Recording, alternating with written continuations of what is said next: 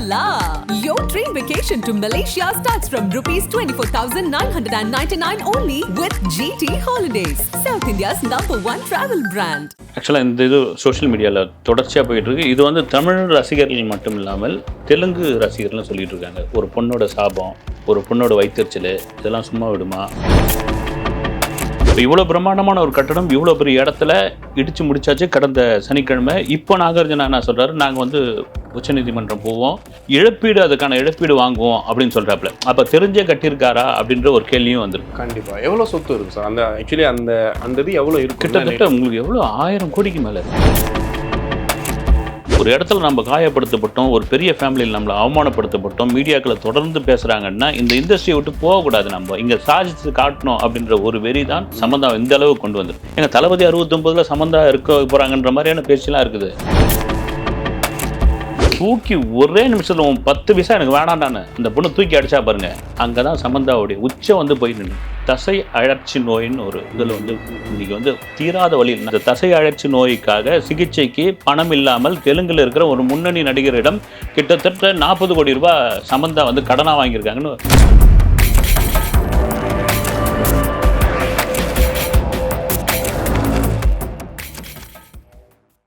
உலகெங்கும் வாழக்கூடிய ஆகாயம் தமிழ் நெஞ்சங்களுக்கு கிறிஸ்டியின் அன்பு வணக்கம். இன்று நம்மோடு சினிமா விமர்சகர் செய்யார் பாலு சார் இணைஞ்சிருக்காரு. வணக்கம் சார். வணக்கம். இந்த நாகார்ஜுனா நாக சைத்தன்யா அந்த தொடர்பான செய்திகளை வந்து தொடர்ந்து பார்த்துட்டே இருக்கும். இப்போ ரீசெண்டாக தான் நாக சைத்தன்யாக்கு ஒரு சீதாத்தம் நடந்துச்சு. ஸோ அந்த டைமில் வந்துட்டு சமந்தா சாபம் ஒரு சும்மா விடுமான்னு நம்ம சமந்தா ரசிகர்கள் சொல்லிட்டே இருந்தாங்க. அதுக்கேற்ற மாதிரி இப்போ நாகார்ஜுனாவோட ஒரு பெரிய பிரம்மாண்டமான ஒரு சொத்து அழிக்கப்பட்டது, இடிக்கப்பட்டது அப்படின்ற ஒரு செய்தி வந்துச்சு. என்ன நடந்துச்சு சார் உள்ள? ஆக்சுவலாக இந்த இது சோஷியல் மீடியாவில் தொடர்ச்சியாக போயிட்டுருக்கு. இது வந்து தமிழ் ரசிகர்கள் மட்டும் இல்லாமல் தெலுங்கு ரசிகர்கள்னு சொல்லிட்டு இருக்காங்க. ஒரு பொண்ணோட சாபம், ஒரு பொண்ணோட வயிற்றுச்சல், இதெல்லாம் சும்மா விடுமா? இன்னொரு தரப்பில் எங்க குருவி உக்கார பணமழை விழுந்தது அப்படின்னு, அப்படி குருவி உக்கார பணமழை விழுந்ததாக இது எடுத்துக்கொள்ளவே முடியாது. காரணம் என்னென்னா, மிக சென்சேஷனான ஒரு மேட்ரு வந்து ஹைதராபாத்தில் இருந்து கொஞ்சம் தொலைவில் உள்ள தொம்படக்குடி அப்படின்ற ஒரு பகுதியில் கிட்டத்தட்ட 27,000 ஏக்கரா சதுரடியான்னு தெரியல, அந்த பரப்பளவில் கன்வென்ஷன் ஹால் அப்படின்னு ஒரு பிரம்மாண்டமான ஒரு அரங்கம் கட்டியிருக்காரு நாகார்ஜுனா. அதாவது நாகார்ஜுனா கன்வென்ஷன் ஹால்.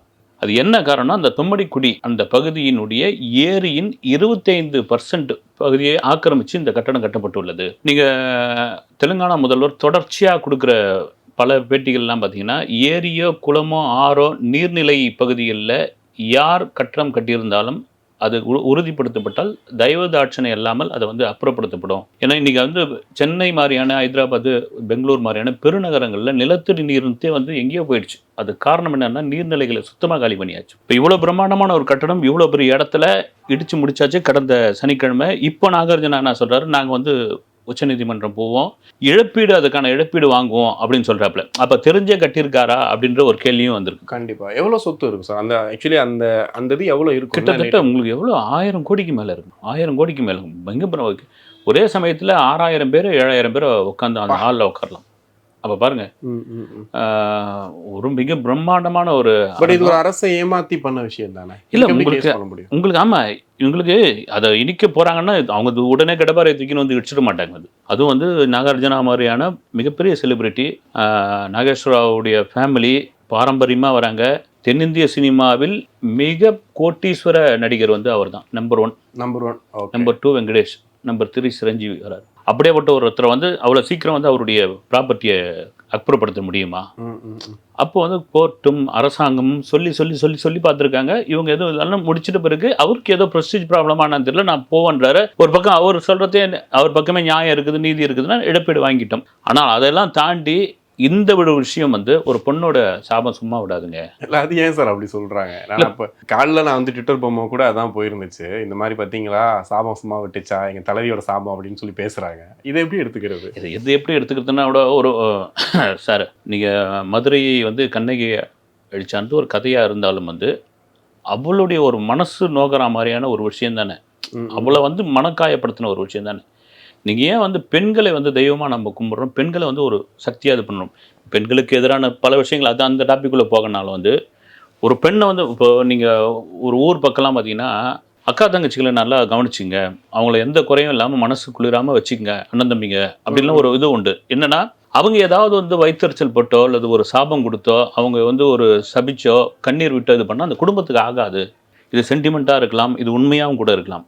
அப்படி ஒரு சாதாரண நிலையில் இருந்த சமந்தான ஒரு பெண், ஒரு நடுத்தர வர்க்கத்தை சேர்ந்த ஒரு பெண்ணு, சென்னையில் ஒரு சாதாரண குடும்பம், பல்லாவரம்ன்ற ஒரு புறநகர், அப்போ புறநகர் பகுதி இருந்து ஒரு பள்ளியில் படித்து, அப்புறம் டி நகரில் ஒரு கான்வெண்ட்டில் படித்து, ஒரு சினிமாவுக்குள்ளே வரணும்னு எந்தவித பின்புலமும் இல்லாமல், ரொம்ப கஷ்டம், பின்புலம் இல்லாமல் இந்த ரிச் கேலு, அப்புறமா இந்த வரவேற்பு இதெல்லாம் நிற்பாங்க, அந்த மாதிரியான இதெல்லாம் சேர்ந்து, அப்புறம் கொஞ்சம் மாடலிங் பண்ணி சில மேக்சின்களோட அட்டைப்பட புகைப்படங்கள்லாம் வந்து அதன் பிறகு தெரிஞ்சு மெட்ராஸ் டாக்கீஸில் போயிட்டு ஒரு படத்துக்கு கமிட் ஆகி அவங்க வந்து சில டெஸ்ட் ரூட் எடுத்து பார்க்குறாங்க. சமந்தாவுக்கு நம்ம மெட்ராஸ் டாக்கீஸில் மணிரத்னம் இயக்கத்தில் நடிக்கிறோம்னு ஒரு சந்தோஷம் எல்லாருக்கும் இருக்கு இல்லைங்களா? நீங்கள் இந்தியா முழுக்க இருந்து எந்த ஆர்டிஸ்ட் வந்தாலும் யார் டைரக்ஷனில் நடிக்க விரும்புகிறீங்க அப்படின்னா முதல் பேர் வந்து மணிரத்னம், அடுத்த பேர் சங்கர்னு சொல்கிற அளவுக்கு இப்படி ஒரு விஷயம். ஆனால் அவங்க எடுத்து டெஸ்ட் ரூட்டு அப்புறம் அவங்க என்னன்றாங்க, உங்களுக்கு ஏதோ அவங்களுக்கு அந்த டோன் வந்து எங்களுக்கு செட் ஆகலைன்னு அவங்க நிராகரிக்கப்படுறாங்க. ஒரு மனவேதனுடைய உச்சத்துக்கே போகிறாங்க சமந்தா. அப்புறம் பல போராட்டங்கள் போராடி மாஸ்கோவை காவிரின்னு ஒரு படம் கிடைச்சும் அந்த படம் சரியாக போகலை. அப்படியே முயற்சி பண்ணுறாங்க, தெலுங்கில் போய் பண்ணுறாங்க. தெலுங்கில் இவங்க முதல் படமே விண்ணை தாண்டி வருவாயாக தெலுங்கு ரீமேக், நாக சைத்தன்யா தான் ஜோடி. படம் சூப்பர் ஹிட்டு. அந்த முதல் ஜோடி ஒரு லவ் ஏற்படுது. அந்த லவ்வை வந்து நாகேஸ்வர ராவ் அப்படின்ற ஒரு பெரிய ஃபேமிலி ஏற்றுக்குமா? காரணம் என்னன்னா அவ்வளோ பெரிய கோட்டீஸ்வரங்க. அவங்களுக்கு சினிமா மட்டும் பிஸ்னஸ் கிடையாது. வந்து தெலுங்குல முதல் படம் விண்ணை தாண்டி வருவாய். தெலுங்கு இது மட்டும் பிஸ்னஸ் கிடையாது. வந்து ஐபிஎல்ல பங்குதாரர், அது தவிர பார்த்தீங்கன்னா ஊர்க்கா business, water business, real estate. ஹைதராபாத்தில் 45 கோடியில் மிக பிரம்மாண்டமான வீடு நாகார்ஜுனா வீடு, ஒரு தெலுங்கு நிருபர் சொன்ன தகவல். வந்து அப்படியேப்பட்ட அந்த ஃபேமிலியில் நாக சைத்தன்யா சமந்தாவை ஏற்றுப்பாரா, நாகார்ஜுனா ஏற்றுப்பாங்களா? அந்த ஃபேமிலியில் இவங்க வந்து மருமகளா? ஏன்னா வந்து என்னன்னா உங்களுக்கு வந்து அந்தஸ்துன்னு ஒரு விஷயம் இருக்குங்களா? அப்படின்போது திருமணம் நடக்குது. கோவாவில் கிறிஸ்தவ முறைப்படி ஒரு திருமணம் சமந்தாவுக்காக, ஹைதராபாத்தில் இந்து முறைப்படி ஒரு திருமணம். அப்புறம் வாழ்க்கை நல்லா போயிட்டு இருக்கு. இடையில் வந்து ஏதோ ஒரு வேறுபாடு, மனக்கசப்பு எல்லாம் வருது. அவங்க பேசுகிறாங்களா இல்லையான்னு தெரியல, மனமுறிவு ஏற்படுது. இந்த மனமுறிவுக்கு முக்கிய காரணம் என்னன்னா, இவங்க கிட்ட இருந்து ஒரு பெரிய தொகையை சமந்த ஆட்டையை போடுறதுக்கு பார்க்குறாங்கன்ற மாதிரியான விமர்சனங்கள் எழுதலாம் ஆரம்பிச்சாங்க. கோடிக்கணக்கான காசு ஜீவனவம்சமாக வாங்குவதற்காக போடுற பிளான் இது அப்படி டிமாண்ட் பண்றாங்கன்ற செய்தி கூட வந்தது. தூக்கி ஒரே நிமிஷத்துல 10 பைசா எனக்கு வேணாண்டான்னு அந்த பொண்ணு தூக்கி அடிச்சா பாருங்க, அங்கதான் சமந்தாவுடைய உச்சம் வந்து போய் நின்று. இப்போ அவங்க தனியா வந்து நீங்க நிறைய படங்கள் உமன் சென்ட்ரிக் மூவிஸ் எல்லாம் பண்ண ஆரம்பிச்சிட்டாங்க. இப்போ அடுத்தடுத்து பெரிய பெரிய ஹிட்ஸ்லாம் அதெல்லாம் தாண்டி தசை அழற்சி நோயின்னு ஒரு இதில் வந்து இன்னைக்கு வந்து தீராத வழி. நான் ஒரு மருத்துவ நண்பர்கிட்ட கேட்டேன், நான் எப்படி இருக்குங்க அப்படின்னா, வின்னு வலிச்சிட்டு இருக்கோம், ஃபீவர் அடிச்சுக்கிட்டே இருக்குமா உடம்புல. வந்து அதுக்கு தான் இடையில ஒரு இது கூட வச்சு ஒரு சர்ச்சையாச்சு மாதிரி, ஃபீவர் அடிச்சுக்கிட்டே இருக்கும். அந்த வலி எப்படின்னே சொல்ல முடியாது. உடல் சோர்வு ஏற்படும், படுத்துக்கணும்னு தோணும், வேலையில் வந்து நாட்டம் இருக்காது. அதனால தான் பார்த்தீங்கன்னா அவங்க ஜிம்மில் இருக்கிற மாதிரி, ஒர்க் அவுட் பண்ணுற மாதிரி, நான் இந்த ஃபுட்டு எடுத்துக்கிறேன், நம்மளாவே உற்சாகப்படுத்திக்கிற ஒரு விஷயம் இருக்கு இல்லைங்களா? நம்ம கடந்து போயிடுறோம். ஒரு நடிகை அவன் நடிச்சுட்டு போயிடுறா, கோடியில் சம்பளம் வாங்குறா, லட்சத்தில் சம்பளம் வாங்குறா, அதுக்கு பின்னால் இருக்கிற வலின்னு ஒன்று இருக்குல்ல. இதெல்லாம் தாண்டி உன் காசெல்லாம் ஒன்று வேணாயான்னு சொல்லி இன்றைக்கி இது கூட ஒரு சர்ச்சையான ஒரு விஷயமா இருந்தது சார். இந்த தசை அழற்சி நோய்க்காக சிகிச்சைக்கு பணம் இல்லாமல் தெலுங்கில் இருக்கிற ஒரு முன்னணி நடிகரிடம் கிட்டத்தட்ட 40 கோடி ரூபாய் சமந்தா வந்து கடனாக வாங்கியிருக்காங்கன்னு ஒரு வதந்தியை அடிச்சு போட்டாங்க. அப்படிலாம் ஒன்றும் கிடையாதுங்க, நான் சம்பாரித்த காசு இருக்குது, அதை வச்சு நான் ட்ரீட்மெண்ட் எடுத்துக்கிறேன் அப்படின்னு, மாற்று வைத்தியமும் நான் பார்த்துக்கிட்டு இருக்கேன்னு. அப்படி இருந்த ஒரு பொண்ணை நீங்கள் அனுப்பிச்சிட்டிங்கல்ல, அந்த பாவம் உங்களை எங்கே விடும் அப்படின்ற மாதிரியான பேச்சு சோஷியல் மீடியாவில் இருக்குது. கண்டிப்பாக. இவங்க நிச்சயம் நடந்த அன்னைக்கு கூட பார்த்தீங்கன்னா, அது வந்து சமந்தா நாக சைத்தன்யா ப்ரப்போஸ் பண்ண அதே டேட்டில் அதே இடத்துல சம்திங் பண்ணியிருக்காங்கன்னு போது ரொம்ப இது பேசு பொருளாக மாறுச்சு. ஏன்னா அவங்க ஒரு வேதனை இருக்காங்க, வழியில் இருக்காங்கன்ற மாதிரி இருந்தால் கூட பார்க்குறதுக்கு வலிமையாக இருக்காங்க, பட் இருந்தாலும் லவ் பண்ணியிருக்காங்கன்னும் போது அவங்களுக்கு ஒரு சில வேதனைகள்லாம் இருக்க தான் செய்யும்.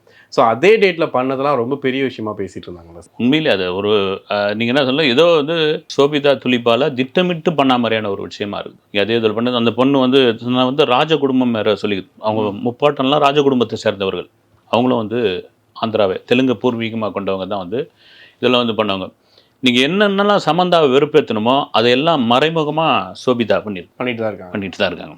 அதுக்கு ஒரு உதாரணம் சொல்லணும்னா, ட்விட்டரில் அவங்க அப்பாவோட இருக்கிற ஒரு சின்ன வயசு படத்தை போட்டு, யார் சோபிதா, 3 ஜென்மமானாலும் என் தந்தைக்கு நான் வந்து மகளாக பிறக்கணும் அப்படின்னு, அடுத்த ஜென்மத்தில் சமந்தா நாயாக பிறப்பாள். ஆனால் இங்கே தான் ஒரு ட்விஸ்ட் ஒன்று இருக்குது. எல்லாரும் கொந்தளிச்சிட்டாங்க. வந்து கடைசியில் பார்த்தா சோபிதாவுடைய தங்கச்சி பேர் உண்மையாக சமந்தா, டாக்டர் டெல்லியில் இருக்குது. இது என்னன்னா வேணும்னே பண்ண வேலை, அதெல்லாம் பண்ணக்கூடாதுங்க. வந்து சமந்தா இது போட்டால் அவ்வளோ பெரிய பிரச்சனையாகவும் தெரியாதா? அவங்களுக்கு தெரியாதா? அது தெரிஞ்சு வேணும்னே போடுறது தானே. எந்த தங்கச்சியை பார்த்து ஒரு அக்கா நாயா போறணும்னு யாருன்னா சொல்லுவாங்களா? நீங்கள் கூட சொல்ல மாட்டாங்க. ஃபன் பண்ணுறதா வந்து என் ட்விட்டரில் போடுறீங்க, உங்களுக்குள்ள ஃபேமிலிக்குள்ள போட்டுக்க வேண்டியதானே. அப்படி போட்டது வந்து பெரிய விஷயமாச்சு. இது ஒட்டு மொத்தமாக நீ சமந்தான்ற ஒரு சாமானிய பொண்ணாக இருக்கிறதான்னு நீங்கள் எல்லாரும் தூக்கி போடுறீங்க. இப்போ சம்பந்தா வந்து ஒரு அந்தஸ்தில் உங்களுக்கு இணையாக ஒரு உயரத்தில் இருக்கிற ஒரு பொண்ணு, ஒரு பெரிய சூப்பர் ஸ்டாருடைய மகளாக இருந்ததுதான் நீங்கள் பண்ணுவீங்களா? நெருங்க முடியுமா? நீங்கள் அப்படி அசால்ட்டாக தூக்கி போட முடியுமா? ஒரு நடுத்தர வர்க்கத்தை சேர்ந்த பொண்ணு தானே நீங்கள் கருவேப்பிலை கொத்து மாதிரி இப்படி போடுறீங்க. அதெல்லாம் தாண்டி அந்த பொண்ணு நிற்குது கட்ஸில். அது பெரிய விஷயம் அது. கண்டிப்பா. ஏன்னா அதுக்கப்புறம் வந்து படங்களை பார்த்துட்டு கமெண்ட்ஸ்ல கூட போட்டிருந்தாங்க, நாக சைத்தன்யா மிஸ் பண்ணிட்டீங்களே, நாக சைத்தன்யா மிஸ் பண்ணிட்டீங்களே அப்படின்ற மாதிரி. ஏன்னா அந்த அளவுக்கு அவங்க அடுத்தடுத்து படங்கள் பண்ணிட்டே இருந்தாங்க. இதுல குறிப்பா வந்து சமந்தா நான் எங்கேயுமே பலவீனமா இருக்கேன்றதை காட்டிக்காம பண்ணாங்களா சார்? இல்லை உண்மைதான். வந்து நீங்கள் முதல் வாழ்த்து சொன்னதே சமந்தா தான். அதுக்கு ஒரு பெரிய மனோதைரியம் வேணும். கண்டிப்பா ஒரு கட்ஸ் வேணும். ஆமாம், அதுக்கு ஒரு நல்லா இருங்க, வாழ்க வளமுடன் சொன்னது.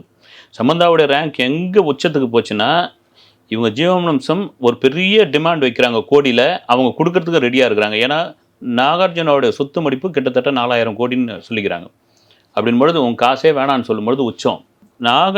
நாக சைத்தன்யா சோபிதா துலிபாலாவை லவ் பண்ணுறாரு, திருமணம் நிச்சயமாக போது. நான் நிச்சயதார்த்தத்துக்கு முதல் வாழ்த்தா கொடுக்கும்போது இன்னும் பெரிய உச்சம் வந்து.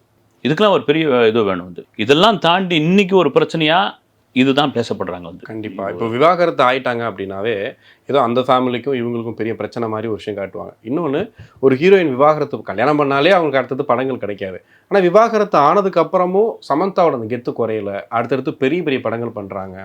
அந்த பாட்டெலாம் வரும்போது இவங்க விவாகரத்து ஆனவங்களா என்ன இவ்வளோ பயங்கரமாக பண்ணுறாங்கன்ற மாதிரி தான் இருந்துச்சு. ஸோ இதை எப்படி சார் எடுத்துக்கிறது? இல்லை அதுதான் சார் வந்து உங்களுக்கு வந்து ஒரு கட்டத்தில் வந்து மனோதைரியம்னு ஒன்று இருக்குது. எல்லாருக்கும் அமையாது இல்லையா? அந்த எல்லாருக்கும் அமையாது. பொதுவாகவே பெண்களுக்கு மனோதைரியம் அதிகம். அதை தாண்டி ஒரு இடத்துல நம்ம காயப்படுத்தப்பட்டோம், ஒரு பெரிய ஃபேமிலியில் நம்மளை அவமானப்படுத்தப்பட்டோம், மீடியாக்களை தொடர்ந்து பேசுகிறாங்கன்னா இந்த இண்டஸ்ட்ரியை விட்டு போகக்கூடாது, நம்ம இங்கே சாதிச்சு காட்டணும் அப்படின்ற ஒரு வெறி தான் சமந்தா இந்த அளவு கொண்டு வந்துடும். பெரிய பெரிய படங்கள் அவ்வளோ ஆதரவு. எங்கள் தளபதி 69 சமந்தா இருக்க போகிறாங்கன்ற மாதிரியான பேச்செல்லாம் இருக்குது. உங்களுக்கு அவங்க தான் லீட் பண்ண போகிறாங்க அப்படின்னு இருக்குன்னு ஒன்று பார்த்தா எப்படி ஆகும் வந்து ஒரு பூம்ன்ற ஒரு விஷயம் ஆகல. எந்த ஒரு முதல் வாய்ப்பு, ஒரு ஸ்கின்னு சரியில்லை, அது சரியில்லை, இது சொல்லி நிராகரிக்கப்பட்ட ஒரு பெண், ஒரு நடிகை, ஒரு நடுத்தர குடும்பத்தை சேர்ந்த ஒரு பெண்ணு இன்னைக்கு ஒரு உச்சத்தை பாலிவுட்டை தாண்டி தெலுங்கில் இருக்கிற சூப்பர் ஸ்டார் விஜய் மாதிரியான ஒரு ஆளுமை, விஜயோடைய அரசியலில் கடைசி படம்னு சொல்லக்கூடிய ஒரு தளபதி 69 படத்தில் இன்னும் அதாவது வந்து கன்ஃபார்ம் ஆகலை. ஒரு பேச்சு இருக்குது, கன்ஃபார்ம் ஆகிட்டா இது ஒரு பெரிய உச்சம் தானே. நீங்கள் எவ்வளோ கோடி வச்சிருந்து என்ன இது உங்களுக்கு? அதான் நீங்கள் சொல்கிற மாதிரி இன்னொரு பக்கம் பார்த்தா நாக சைத்தன்யாவுக்கு வரிசையாக படங்கள் ஓடலை. லாஸ்ட்டாக பண்ண படங்கள் கூட பயங்கரமான ஒரு தோல்வியாக இருந்துச்சு. அதுக்கப்புறம் வாய்ப்பும் பெருசாக இல்லை சார்? அந்த கண்டிப்பாக இல்லை, வாய்ப்பும் இல்லை உங்களுக்கு வந்து.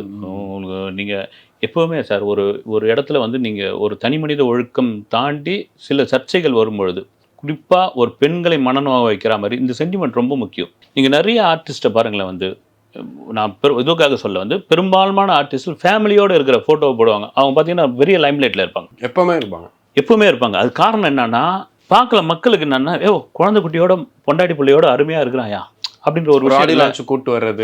ரஜினி சார்லாம் எப்பவுமே கூட்டு வர்றது, ஒரு ஃபங்க்ஷனில் வந்து ஃபோட்டோ எடுத்து போடுறது, இது வந்து இயல்பான ஒரு மக்களுடைய நிலை.